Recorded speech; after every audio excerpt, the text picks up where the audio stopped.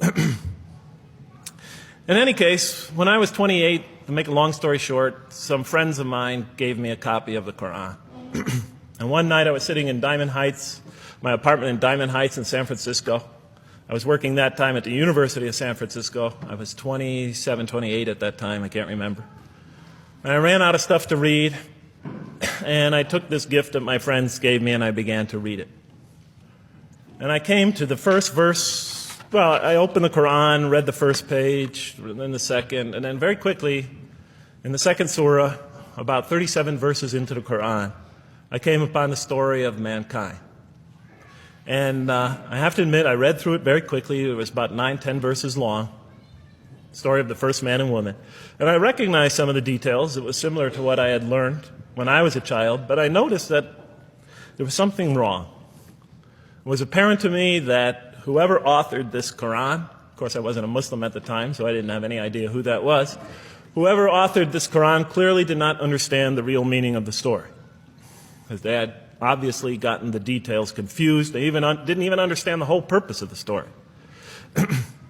And so I just read through it once, and then I read through it again, just to try to see what kind of point the author was making, and then I read through it a third time and a fourth, and then I realized this is something strange going on here.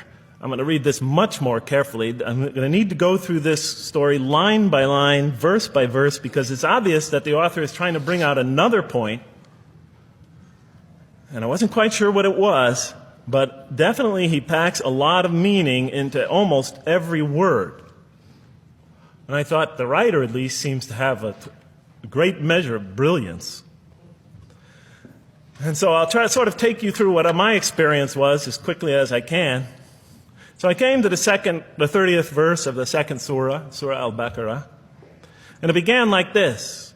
It said, "Behold, your Lord said to the angels, I am going to place a vicegerent on earth." The Arabic word is khalifa. It means a representative or an emissary of mine. "I am going to place a vicegerent on earth." And they said, the angels said, "Will you place therein one who will spread corruption and shed blood, while we celebrate your praises and glorify your holiness?" And God said, He said, "Truly I know what you do not know." See, that's the verse that hooked me. That's the verse that caught my attention. That's the one that kept on making me read the story again and again and again. Because listen to the way it begins. "Behold, your Lord said to the angels, I am going to place a representative of mine on earth, a vicegerent of mine, an emissary, one who acts on my behalf." I thought, that's not the way it goes. You're not supposed to be placing man on the earth in some positive role, some elective office. You place man on earth as a punishment for his sin. Clearly, I knew the author didn't quite get the point. But still, it was an amazing line. But then I come to the next line, and it says, "And the angels say, will you place therein one who will spread corruption and shed blood, while we celebrate your praises and glorify you?" I looked at it again. I couldn't believe the question. They said, "Will you place therein one who will spread corruption and shed blood, while we, the angels, celebrate your praises and glorify you?" I looked at that and I said, exactly. That would be my question.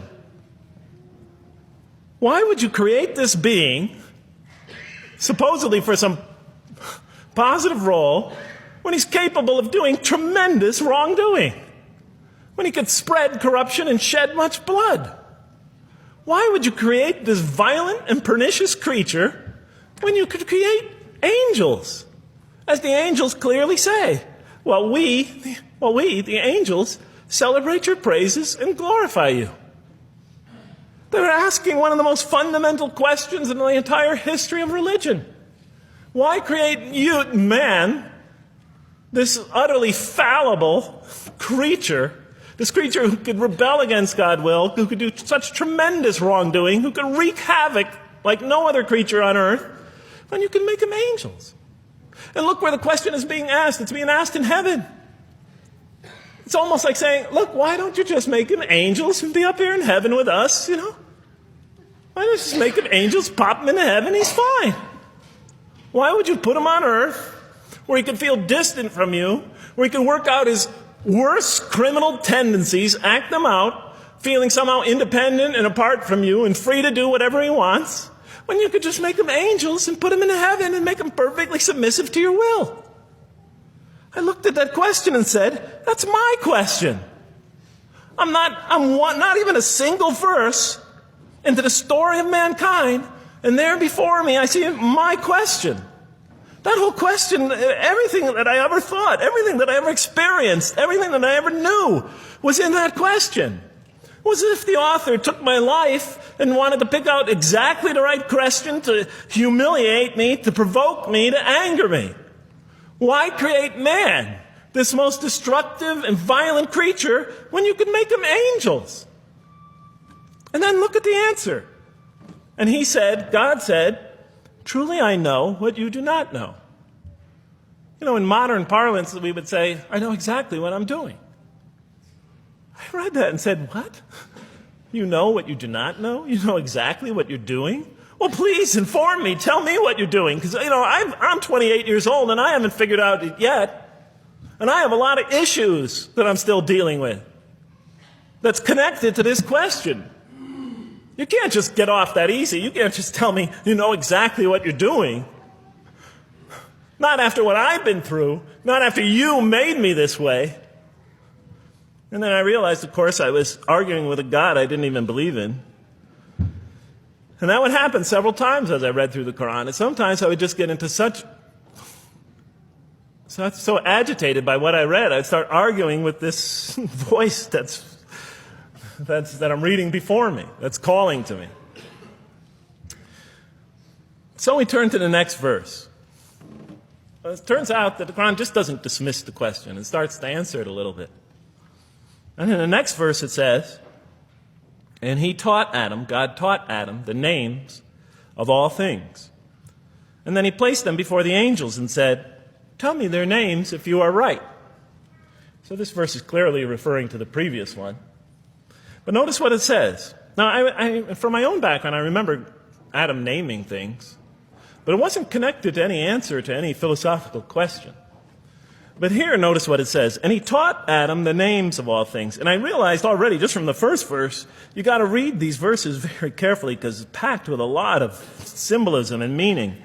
And he taught Adam the names of all things. So here we see Adam is not only just a creature who knows how to name things, who's acquiring the gift of language, but he's also a learning creature. God is teaching him.